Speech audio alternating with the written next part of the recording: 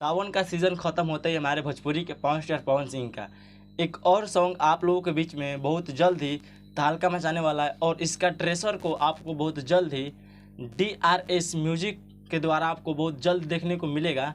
और आपको बता दें इस सॉन्ग के बारे में, तो इस सॉन्ग को भोजपुरी के आशुतोष तिवारी के द्वारा राइट किया गया है और इस सॉन्ग को में जो म्यूजिक का काम किए वो है आपको प्रियांशु सिंह और इस सॉन्ग में जो फिट का काम किया वो है आपको डिम्पल सिंह। और ये सॉन्ग भोजपुरी के पावर स्टार पवन सिंह और शिल्पी राज के आवाज़ में बनाया जा रहा है।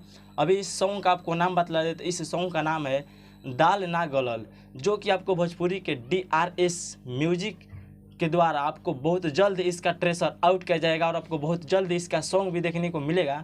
आप लोग इस सॉन्ग को सुनने के लिए कितना एक्साइटेड है और आप लोगों को ये सॉन्ग का एल्बम, इसका थंबनेल कैसा लगा हमें कमेंट सेक्शन में जरूर बताइएगा। और वीडियो अच्छा लगा है लाइक करके दोस्तों के पास शेयर करना भूलिएगा। आज की वीडियो को यहीं क्लोज करते हैं, अगले वीडियो के साथ फिर मिल जाए, तब तक के लिए बेस्ट ऑफ लक, धन्यवाद।